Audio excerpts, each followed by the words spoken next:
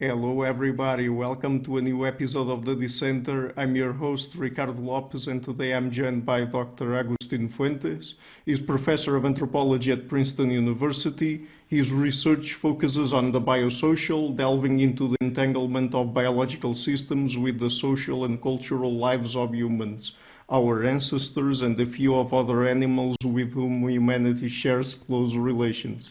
He's the author of books like Race, Monogamy, and Other Lies They Told You, and Why We Believe, and he also has a chapter in a recent book, A Most Interesting Problem, What Darwin's Descent of Man Got Right and Wrong about Human Evolution, and those are going to be the main topics of our conversation today. So, Dr. Fuentes, welcome to the show. It's a pleasure to everyone. Ricardo, thanks so much for inviting me. It's a pleasure to be here. You have a great show. Okay, thank you. So let's start perhaps to contextualize things. Let me ask you first. So you're a biological anthropologist, right? Mm-hmm. So what does the discipline, what are some of the questions that this discipline deals with?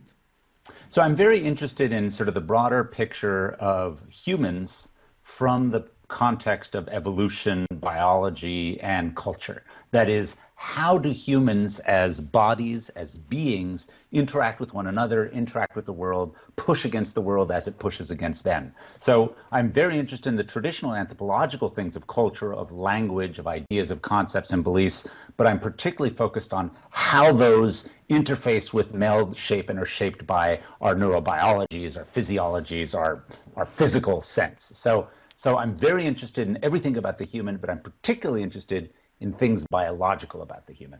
Mm-hmm. And how do you look at the relationship between biology and culture in humans? Mm-hmm. Because that seems to be a very complicated question.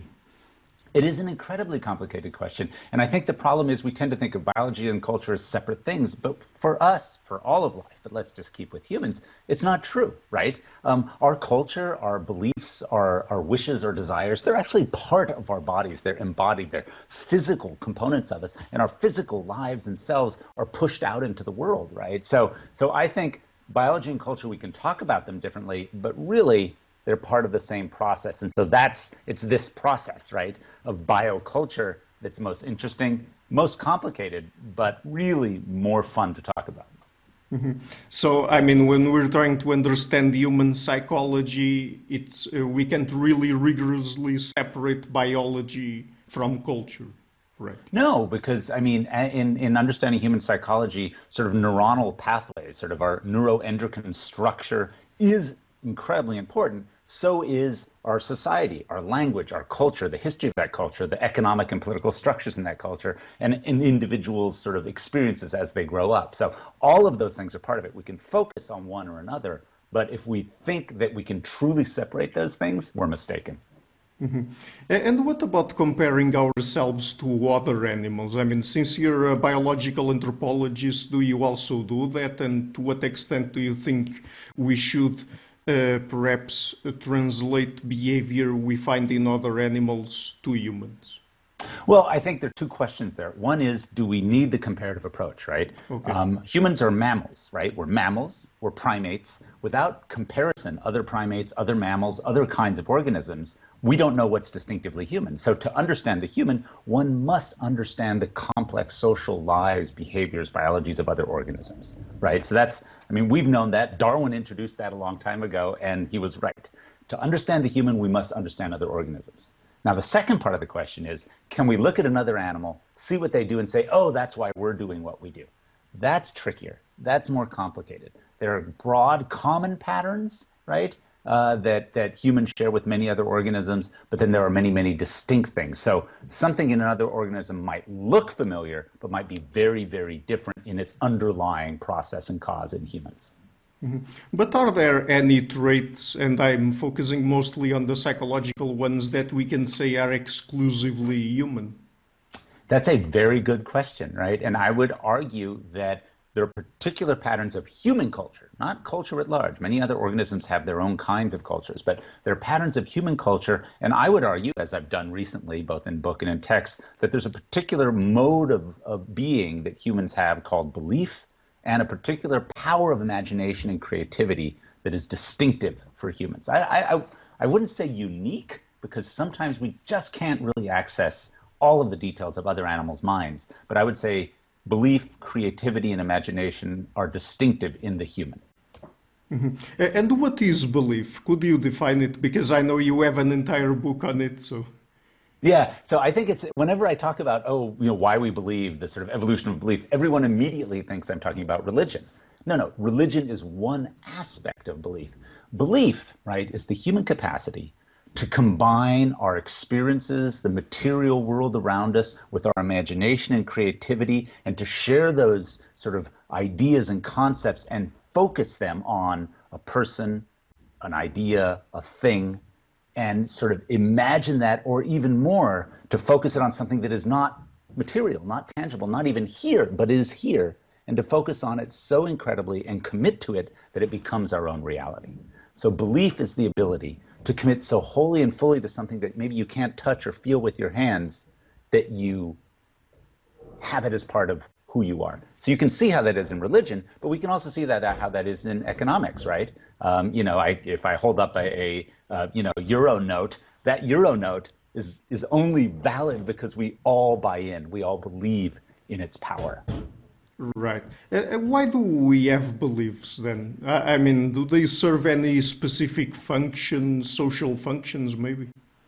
Well, I would argue that they serve both social and evolutionary functions, but that the capacity to believe, to fully commit to sort of the unmaterial, to ideas, to ideologies, to systems, to commit in these ways has enabled humans to do things that many other organisms can't. So it's a product of the human niche, of our way of being in the world, and it's facilitated a variety of things. Now, when we get into specific beliefs, then we can talk about,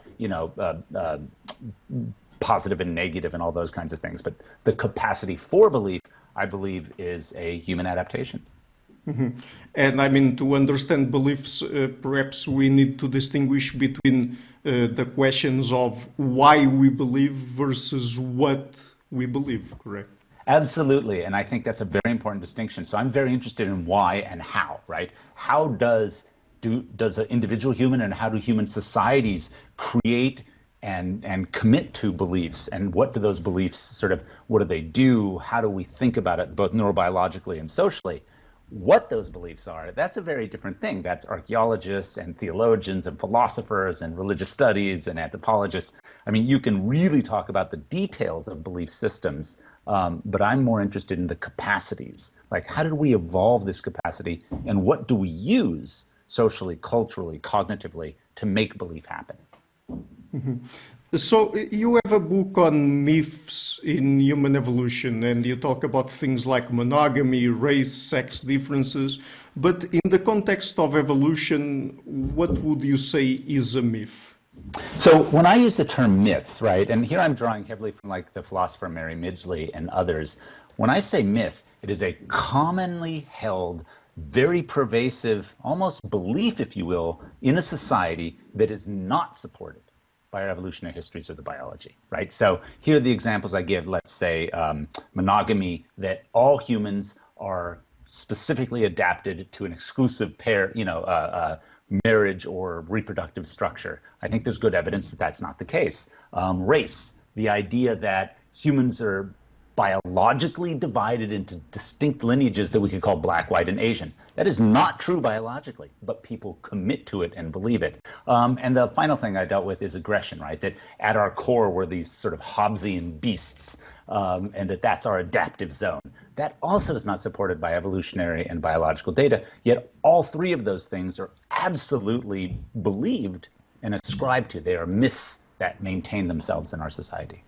Mm-hmm. So let's delve into some of those things and perhaps take into account what Darwin wrote in the Descent of Man, because that's one of the focuses of our interview because of its 150th anniversary. So talking about race, why is it that race is not a scientifically valid concept? So very clearly, that's a hypothesis. Are humans biologically divided into categories that can be defined as black, white, Asian, for example, or African, European, Asian, right? Are those biological categories? Is there some mode that we can create that biological distinction, morphologically, genetically, what have you, via biological characteristics? The answer is no. There is not a single biological pattern or characteristic that validates those constellations, right? Those classifications, Black, White, Asian, African, European, Asian. That is, biologically speaking, that's not the way humans are divided up. Now, this is not to say there's not huge variation in skin color, hair type, height, body shape, face structure among the human species, but that variation does not fall biologically into Black, White, Asian. So how do you account for those kinds of genetic, anatomical, physiological, and eventually perhaps psychological differences? Well, I mean, what we're really talking about is the tens of thousands of human populations, of clusters, of groups, of large groups, of regional groups, of local groups.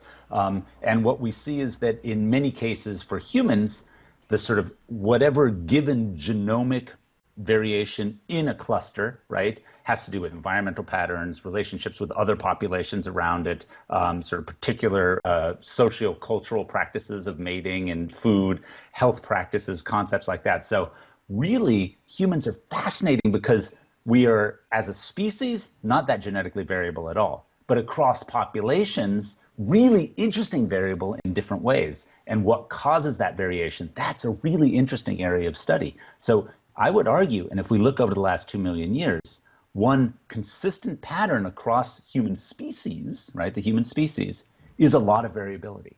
It's interesting to posit, and this is a hypothesis, we still have to sort of demonstrate it if it's accurate, to posit that in fact it is this diversity that has been very beneficial in our evolutionary success. So apart from race, do you think that there's any other concept that we could use to categorize people in a scientifically valid way? Because, I mean, since we evolved in different populations, for example, do you think that a term like population would be correct to use here? No. Population, if used correctly, is a scientific term, but Africa is not a population, right? Europe is not a population. So if you can define a population, you need to define, is it a geographic population? Is it a genetic population, right? Is it a linguistic population? Is it a religious population? So you want to think about how you use that term. But of course we can scientifically, not so much categorize, but sort of say, you know what, I'm really interested in, let's say, skin color. Right? And so we can look across the species and say, okay, well, how does skin color map? And work by Nina Jablonski and others has been really powerful, showing us that there's this correlation between long-term exposure to areas near the equator, ultraviolet radiation, and processes and patterns of the melanocyte and melanin distribution in skin that we can look at across the entire species to get patterns and processes of skin, really what it is skin reflectance, right? But we call it skin color. So we can really categorize and understand skin color. It doesn't get us race, but it gets us knowledge. So that's really interesting. And specifically in the Descent of Man, did Darwin have anything to say about race, racial categories? Yes, he did. And that's very unfortunate in many ways, because there's some aspects of the Descent of Man that are so important, that are with us today as these central parts of our understanding of human evolution. And there are other parts where Darwin made some horrible errors because of his own upbringing and background and commitment. So in chapter 7 in the Descent of Man, where he talks about race, human races in specific, he does a very important move where he shows clearly that there's only one species of Homo sapiens, right? That these different categories that people are using are all the same species. And that's absolutely critical. But unfortunately, and despite of the evidence that he actually had in front of him, he goes on to sort of rank the races and say, well, the Europeans are the sort of top rank, and then you've got sort of these indigenous Americans and these sort of Asians, and then you've got all Africans down at the bottom, and that there are cognitive deficiencies as you go down the scale, and he ranks all of these different things. So he makes a huge mistake, because in the pages of Dissent, he actually shows that they're probably the characteristics, skin color, hair type, things like that people are using to divide the races, that they're not based on natural selection, and they're probably not functional in the way people think they are. So he comes very close to disproving this sort of racist classification of humans, but because of his own biases and background, he ignores his own data and actually makes some pretty racist assertions about humanity. But do you think it was an issue of him ignoring the data he had available back then? Or, I mean, that it was really a scientific mistake, or it was simply him being influenced by the culture of the time? It's both, right? And I think that's the important thing. So I recently wrote an editorial for Science that got a lot of people yelling at me because I pointed this out. I'm like, Darwin was great and we owe a lot to him, but he made some real mistakes and we need to teach and learn about them. So here's the point. Darwin actually had access through his own personal experience and through data that he had accumulated and looked at that he puts down in chapter 7 there of Descent of Man, where you could say, wow, you know, this whole argument about races doesn't hold up. And yet he still at the end talks about mind differences and mental capacities and inferiority and ranks the races. And he also believes that natural selection predicts that ultimately Europeans would wipe out all other races because of their more fit nature in the world. And he held those beliefs in spite of the evidence in front of him. So I would argue what you asked is, the question is yes to both of those, right? Were there data available to refute this sort of racist perspective? Yes. Now, would most people see that? No. But Darwin wasn't most people. Darwin was probably one of the most brilliant scientific minds we've ever known. He was able, right, by the 1850s, right, when he wrote On the Origin of Species, he was able to look at the world, to see the data, and to go against his society, his church, his peers, and say, no, everyone, you're wrong. Look, we can see descent with modification via natural selection. Here, look, he was really amazing. But he couldn't do that when it came to humans. And that's because of the power of his society and his upbringing and the commitment to a racist world. But do you think that this is mostly a scientific issue, or that it also has some ethical ramifications? No, I think it has large ethical ramifications, because when we teach, for example, Descent of Man, which we should, it's such an important contribution to understanding human evolution. It set the stage for so much to follow.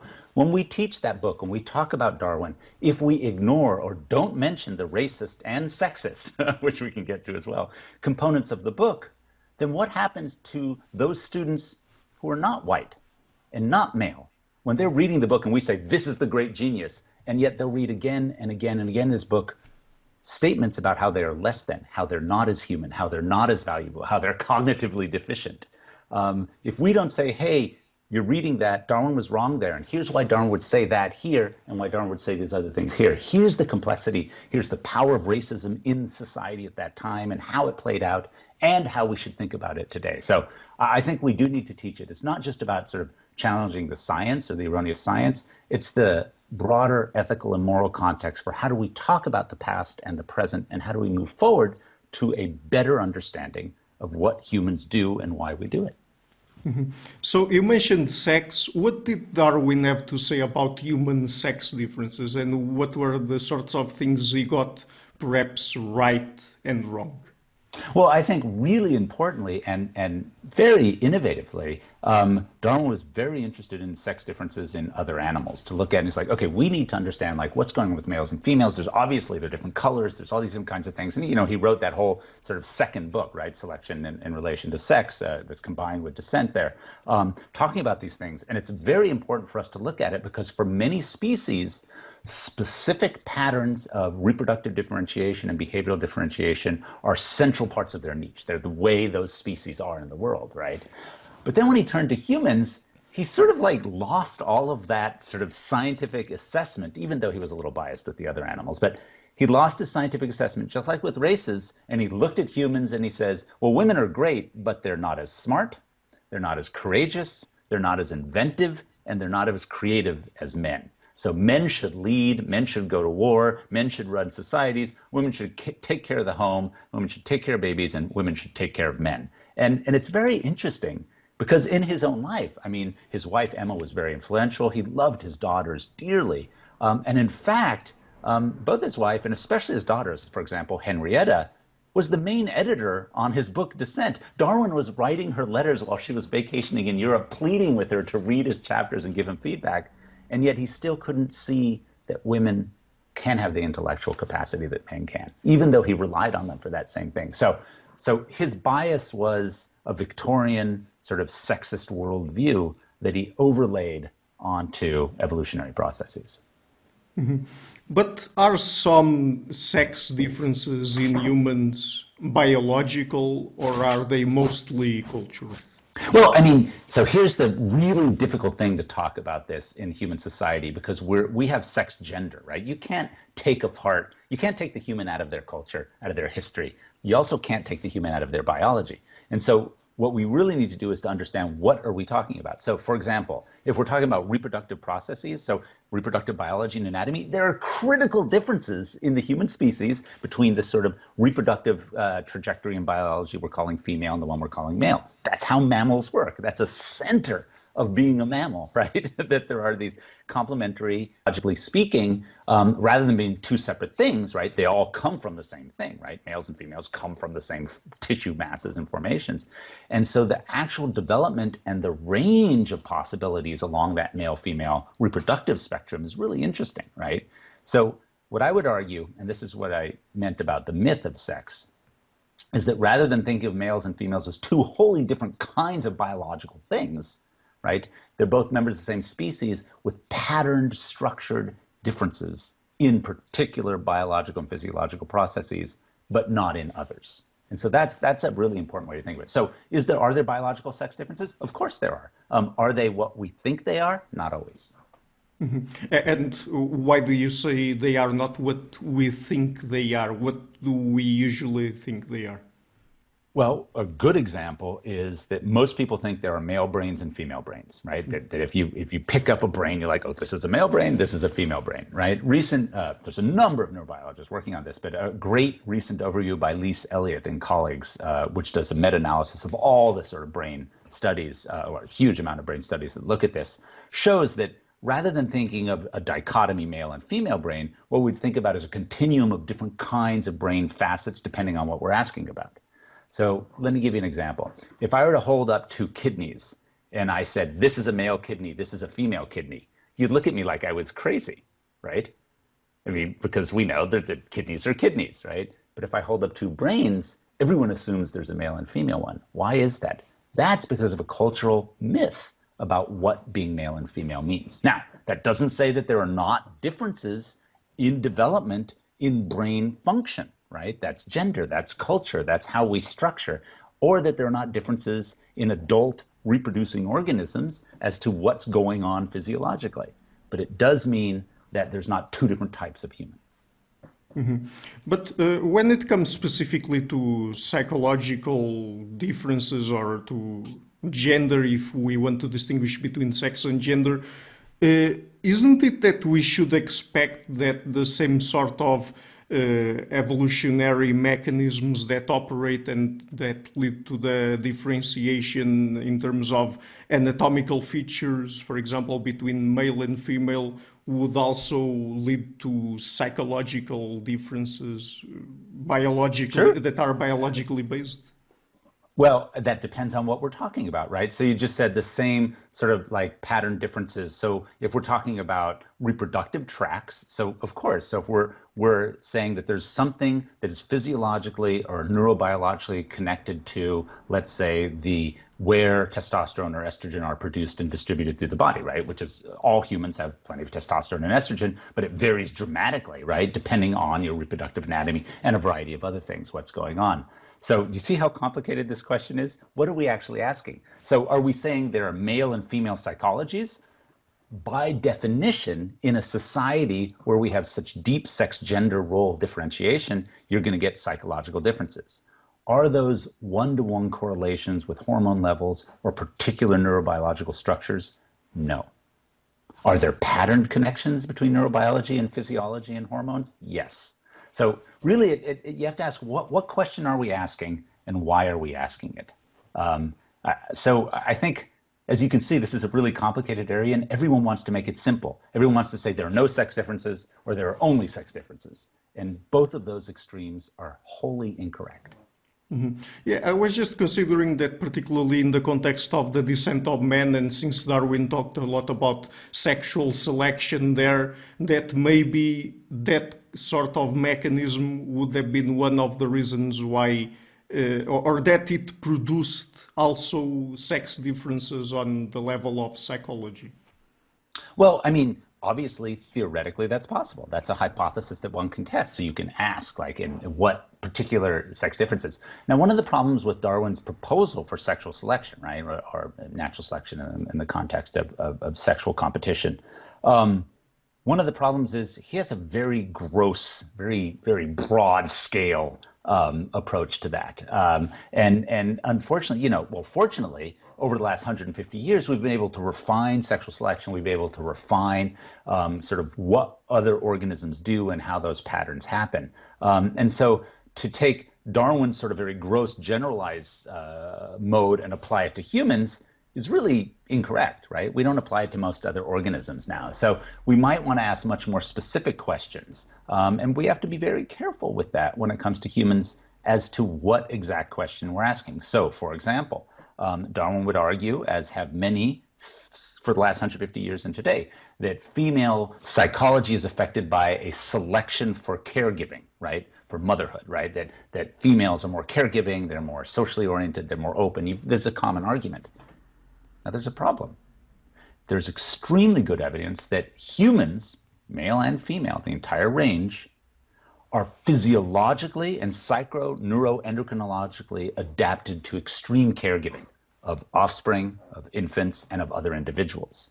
And Sarah Hrdy and many others have demonstrated this very clearly. Lee Gettler's done great work on male parenting. So what we see is that humans anatomically and physiologically have adaptations for caregiving, right, as a species, and yet we're only asking questions about female caregiving, right? Even though we know that females are not the only, or sometimes not even the primary or exclusive caregivers to infants or to other individuals. And so the broader question would be, okay, in a given society, in a given context, what are we really asking about? What specific behaviors can we make a sexual selection or an evolutionary argument, or are there other ways to understand what's going on? And the comparative approach, what Darwin pioneered, is central. If we're going to ask questions, we better ask questions first at the species level, then to specific genders, sexes, or ages, or contexts like that. Do you see why that becomes important? Yeah. So apart from race and sex, what are some of the other things that Darwin mentioned about humans and human biology that perhaps he got wrong 150 years ago? I'm going to say that aside from the race and sex thing, which are the things that he was really biased about, that his beliefs inhibited his ability to look at data and to sort of theorize as effectively as he did with other things, I would say that in Dissent and in a lot of other his writings, but particularly in Dissent, he got a lot of things right. Okay. I think the idea of morals and ethics, the idea of creativity and of sort of cooperation, a lot of people don't give Darwin enough credit for his real commitment to this idea that cooperation and in social groups is central to understanding evolutionary success. And he saw that in humans. He also, I think, saw really fascinatingly the sort of roots of sort of some human moral and ethical behaviors in other organisms. And he saw that humans have spent a lot of psychological and maybe even evolutionary commitment to developing these complex ethical and moral systems. So I think he was really attuned to that, and yet he couldn't see in himself how that was playing out with his look at the data on race and sex. So he got a lot of things right and a few important things wrong. Mm-hmm. So, in general, would you say that the Descent of Man got more things right or wrong about humans? It depends on which things you're asking. Did he get things about race and sex right? Well, he argued that all humans are one species. That's a very important first step, right? But pretty much everything else he said about race and a lot of what he said about human sex is wrong. However, he did say, look, if we're really interested in human evolution, we should look to Africa, which he got right. He did say that social cooperation and sort of the role of emotions and ethics and morals are really important to understanding evolution. And he's absolutely right on that. And this whole idea that culture, that this sort of cumulative or ratcheting culture is central to understanding human evolution is absolutely right. And I'm going to go back to the beginning because I think the most important thing he said to us was, look, to understand humans, we need to understand us as part of everything that's alive on the planet. So to understand humans, we must understand other organisms. And what's really important, there's some great little passages in there about monkeys and different kinds of organisms. What Darwin did show everyone is not only how important it is to learn about us by studying other organisms, but how important other organisms are. How complex, how amazing. I mean, come on, he spent, I think, 6 years doing a 3-volume series on barnacles and barnacle fossils. That's devotion, right? And his love for the world teaches us, I think, the importance of study. So when people always ask me, why is it important to study other animals like flowers or plants or bugs? It's because through understanding the world, we understand ourselves better, but we also are a little bit more humble in knowing that we're part of this amazing panoply of life. Mm-hmm. Did he also say anything about group selection back then? Because particularly when applied in the context of culture, perhaps it would be relevant to understand certain aspects of our evolutionary history. So I would argue, and I'm sure many would disagree with me, that Darwin, in contemporary terms of group selection, that Darwin was a group selectionist. I mean, I think he believed very strongly that competition between groups, particularly with humans, was a central feature of human evolution and patterns. And I think in a number of different places, he lays out, fairly cogent arguments for why this would be the case. And so, I think Darwin was a group selectionist. And, evolutionary theory is so important right now. It's in a sort of golden age. There's so much going on. It's fascinating. But the whole argument for whether evolution is best modeled at the genic level, at the individual level, at the population level, at the group level, I mean, those are silly arguments because you can make cases in different contexts for different targets or units or levels of selection. I think that's pretty evident by now. So I would argue Darwin was a group selectionist, and I think he was right about that. Mm-hmm. So talking about some of the myths you explore in your books, to get a little bit more deeper into monogamy, why would you say, what are the sorts of evidence you would put on the table to say that monogamy is not really the preferred mating system in humans? Well, there's a couple different kinds of evidence. Now, let's back up, though, because most people, when they say monogamy, are not actually talking about a mating system. They're talking about a cultural system of belief, right? Sort of this idea that two individuals fall in love and have this incredible sense and commitment and are exclusive to one another. So that's what most people say. But even as a mating system, that is, monogamy is defined generally as exclusive mating between a pair, right, across one mating season or more, right? And humans don't have mating seasons, so let's just say for an extended period of time. This is actually quite common in humans, that humans have strong pair bonds. That is, they have very strong social and physiological attachment to other individuals, which may or may not have sexual components to it, right? There's a sexual pair bond and then there's a broader social pair bond. But having a strong social pair bond or sexual pair bond even, and a strong mating relationship with an individual doesn't mean that both of the individuals in that pair don't also have strong sexual attraction to others, right? And so the idea that there's something magical about monogamy or some sort of, adaptive cone that falls over the pair and cuts them off from all other physiological and behavioral contexts, that's just false. Right? And what kinds of data? Well, what humans actually do, right? Humans, even those in what legal or culturally sanctioned monogamous relationships, are rarely wholly monogamous, particularly across the lifespan. What it does look like, though, is that humans are humans do form very strong pair bonds, and humans are frequently serially monogamous. But on average, humans experience psychological and physiological attraction to many individuals across their life. Mm-hmm. But being serially monogamous, is it not the same thing as being monogamous? Well, but serial monogamy frequently involves very complex cultural, psychological, sort of structural, experiential realities, right? So what I'm saying is that humans pair bond, but pair bonds don't necessarily equal monogamy. So I would say that humans have, and there's good evidence to suggest this, both in modeling human evolution in contemporary societies and in physiological and endocrine research, that humans form incredibly strong pair bonds, more than one frequently across their life, that's a central part of being human. But whether or not that maps to sort of the cultural idea or the mating expectations of monogamy, that's much more variable. So that humans as a monogamous species, that doesn't really hold. Humans as a pair bonding species does. And the distinction is minor, but it's actually important. Mhm. And how do you account for the evolution of emotions like envy, or do you think that's some sort of cultural artifact? No, I think jealousy and envy are clearly critical emotions in humans, and they're not only associated with sex. They're associated with all sorts of bonds and connections. It's interesting that we focus so much on the sex part of envy and jealousy, but really the vast majority of anger, of envy, of jealousy is associated with friendships, with material possessions, with a variety of other things. So it's not surprising that humans have evolved this incredibly rich emotional psychological repertoire, right? We're such social complex organisms. And the fact that it manifests in these sort of sexual relations, that's important. But we can't lose sight of the fact that these same emotions actually are much more common outside of sexual relations.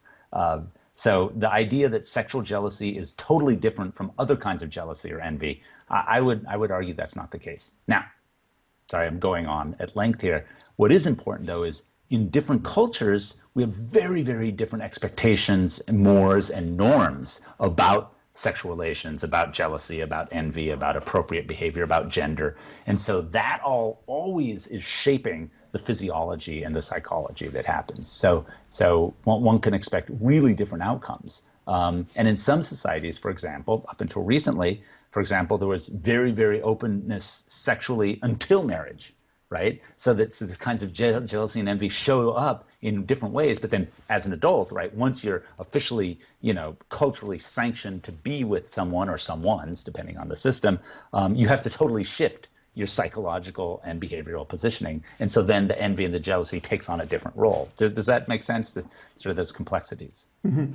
And what about the fact that it seems that more than 80% of studied societies have polygyny and not, for example, polyandry? Does that tell us anything in terms of the kinds of sexual romantic relationships humans establish?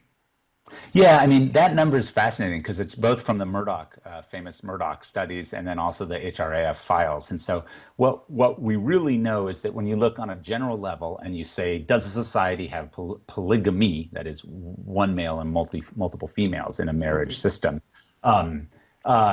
more societies, the vast majority of societies, are polygamous. That is, culturally, that's allowable. But even in those polygamous societies, the vast majority of people only have one wife. It is rare that, so that's actually really interesting. So putting that aside, it is very interesting that polygamy as a cultural expectation or a possibility is more common than polyandry, which is one wife and multiple husbands, which does occur in a number of different contexts. So what does that mean? Well, part of that, I think, has to do very much with the emergence over the last 10 to 12,000 years of particular types of human societies, of particular economies, of particular politics, and particular structures. And so we know that there's very interesting correlations between the mode of agriculture, the mode of economic infrastructure, the political and social structures, and perspectives on sex, gender, marriage, freedom, ownership, property. All of those things are part of the story. So I think there's a number of very interesting histories that have gotten us where we are today. Now, most importantly, we can look at the world today in the last couple hundred years and say, well, that's what it looks like now. But that is not necessarily a good indicator of what it looked like 10,000 years ago, 20,000 years ago, and it's definitely not an indicator of what it looked like 30,000 years ago. So when we're talking about human evolution and processes and patterns, we have to be careful not to take contemporary diversity and say that's what it has always looked like.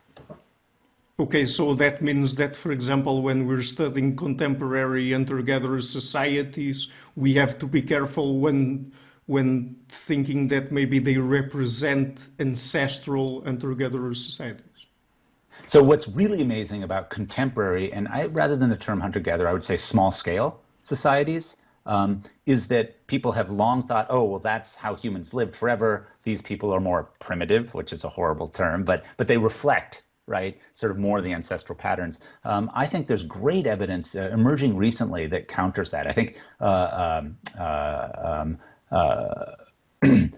Bird and Blige Bird and colleagues recently published this fantastic article showing that many small-scale societies actually have these huge social systems, right? That is not just about the small groups or even just the local populations or regions, but they're connected across time and space with these. So I think what we have to remember is that all humans living today are equally evolved and that all are exhibiting contemporary social and ecological adaptations and systems. So I think, yes, there's some issues, some things about small-scale societies that give us insight to human ancestry and patterns of the deep past. But there are also many issues about contemporary urban or mega societies that give us insight to the deep past, and many things that don't. So yeah, I agree with your statement. We have to be very careful and very cautious about looking at small-scale societies today and assuming they tell us what we were like in the past. Yeah, and not only that, but probably also the fact that, I mean, it's very rare that we nowadays found even one of these more traditional societies that have not been exposed in any way, shape, or form to more modern industrialized societies, for example. Yeah, and what's really interesting is that there's better evidence now. We know of some of these forager or small-scale societies that a couple centuries ago were quite integrated into these large economic systems and decided, you know what, I'm done. I want to go over here and sort of, so we've got these deep histories of back and forth and exchange, and some of the genomic material suggests that as well. So yeah, I think that's very interesting. And also, there's this really fascinating, I think, emerging, especially from a lot of cultural evolution and economic theory studies, showing how just even connecting to contemporary capitalism or global markets shifts all sorts of things in perception and psychology. So, you know, it's very hard to look at a human today, anywhere on the planet, any human, and say that human is a good model for or a better model for the human past than some other human. I think that's dangerous. I think we have to be very careful.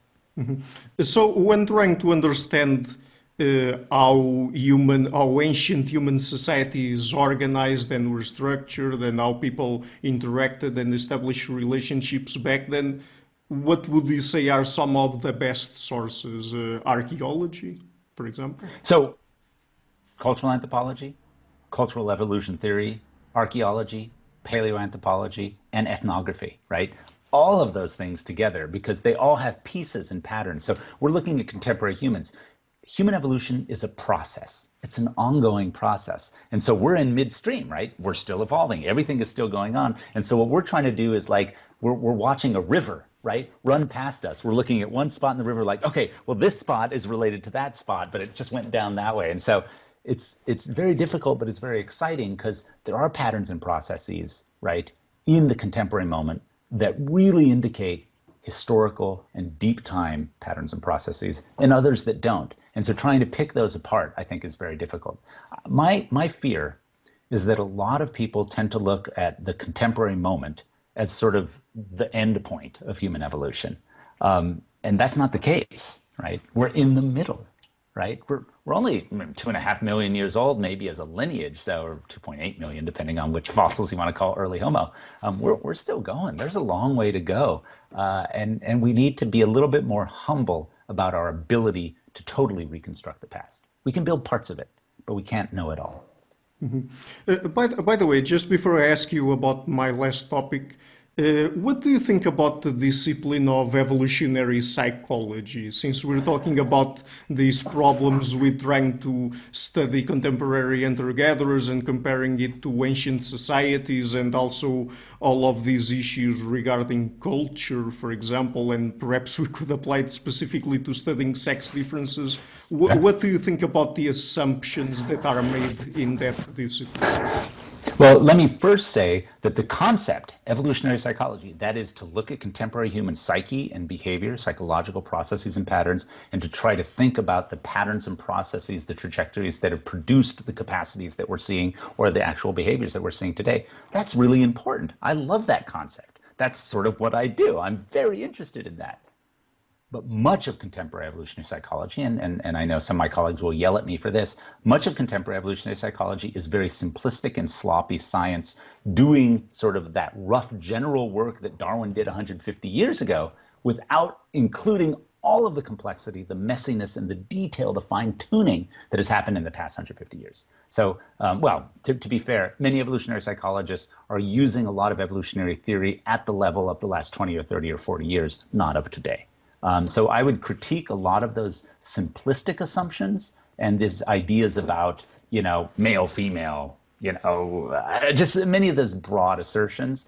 But the concept of evolutionary psychology is important, and I encourage people to think along those lines. I mean, one reason to study our past is to understand our present, right? And so I think that's important. And I would argue in evolutionary anthropology, which is what I try to do, is to sort of think maybe in a more refined, maybe a little bit more slowly and in a more detailed manner about the messiness of the human and being ready to accept complexity as patterns and processes and not always trying to fall back to explain contemporary psychology and contemporary behavior in simplistic selective terms. I think that's one of the faults of contemporary evolutionary psychology, but it holds great promise, and I think the future will be much better.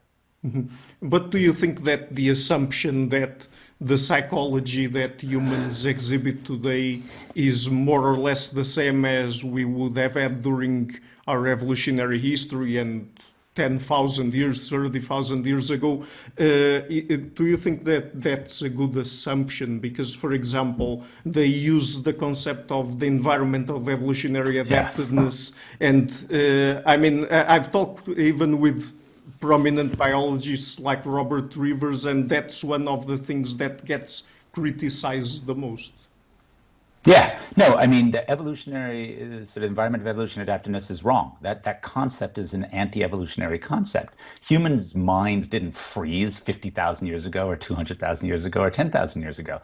The environment of evolutionary adaptiveness is right here. We are evolving, and thus we are working to adapt to the challenges and contexts. So there are certain things, right, that sort of over time become prominent cognitive or neurobiological pathways or physiological pathways or morphological structures that have been maintained or refined or made less refined over time, right? That's true.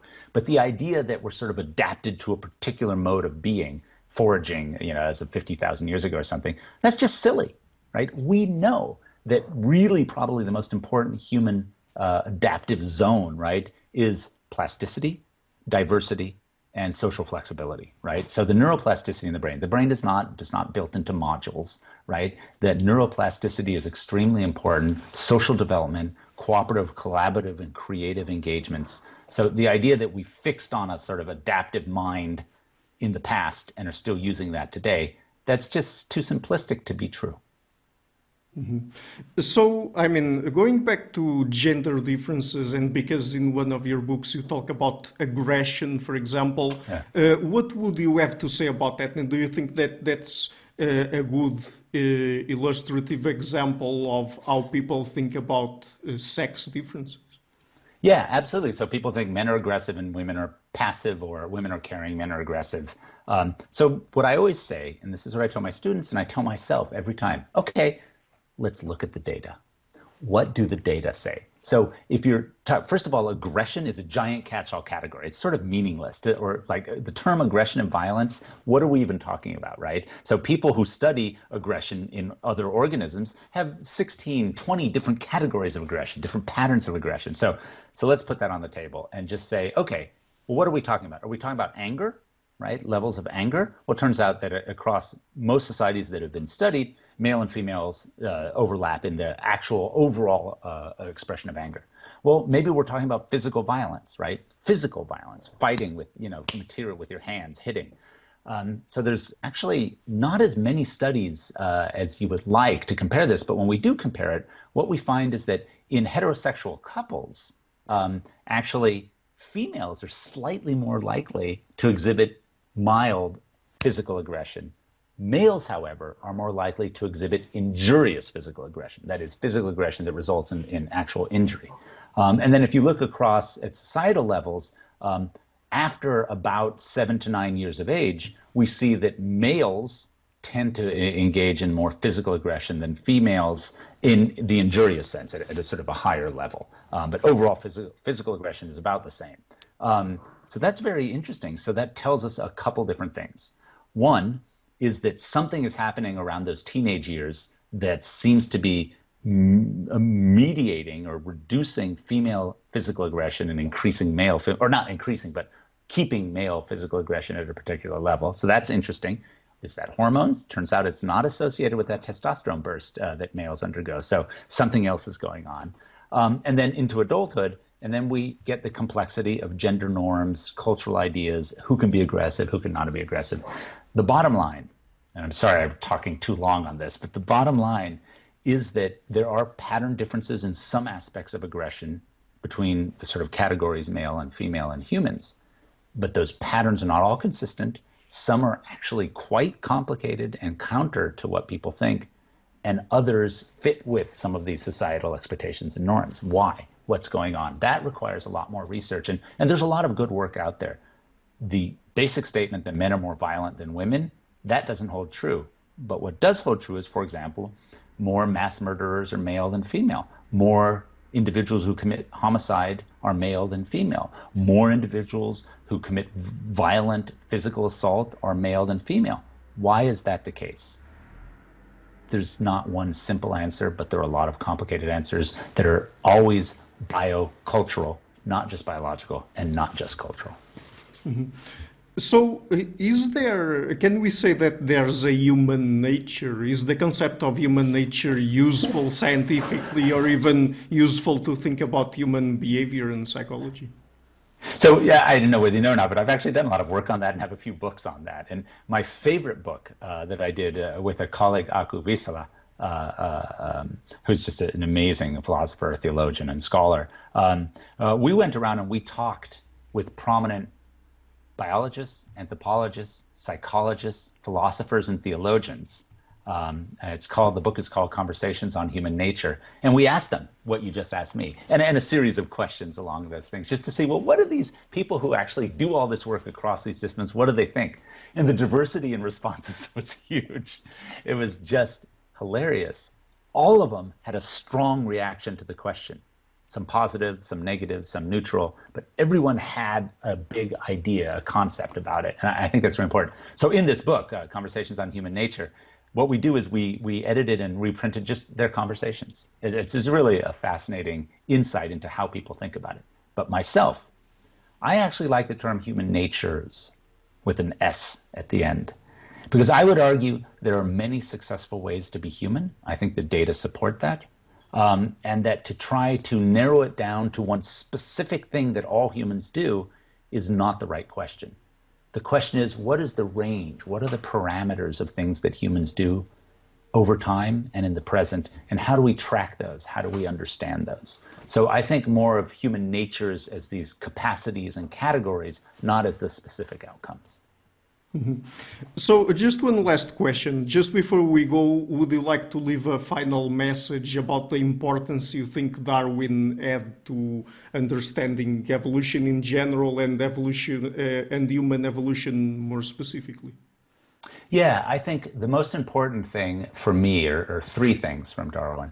The first is captured in that lovely final paragraph, right, on the origin of species, the tangled bank metaphor, right? This incredible just awe of life, of the world. I mean, the one thing that we need to respect and learn from Darwin is that the world matters, and examining the world, just sitting and watching the world, shows us so much about what it means to be human, but also what it means to be an animal and part of the world. And I think Darwin does that. And his letters to folks and his sort of musings are just wonderful in that way. Right? So that's the first thing. The second thing is the comparative approach, right? Which comes from that first thing. Like, you cannot understand humans, what makes us distinctive, what makes us really interesting, just by studying humans, right? You have to study humans in the context of the rest of life on the planet. And the final thing is what everyone's yelling at me lately for, and it's my critique of Darwin. It's that Darwin, this genius scientist, held racist and sexist beliefs, and the power of that social upbringing, the power of those beliefs blinded him to the data right in front of him. And so we can learn from Darwin that even the most brilliant scholar, even the most genius individual can be blinded by the power of racism and sexism. And so being aware of that and understanding that helps us be better scientists, and I would argue helps us be better people. All of those three things are equally important. Okay, great. So, Dr. Fuentes, I will be leaving links in the description box to your books. Would you like to mention where can people find you on the internet? Yes, you can email me at afuentes2@princeton.edu. I love to hear from folks. Don't scream and yell and say bad words, but other than that, I do like to hear from you. And please follow me on Twitter at AnthroFuentes. Those are the best places to find me. And I'm all over Google as well. Okay, so it's been a great pleasure to talk to you. Thank you for coming on the show. Thank you for inviting me, Ricardo. For coming on the show. Thank you for inviting me, Ricardo.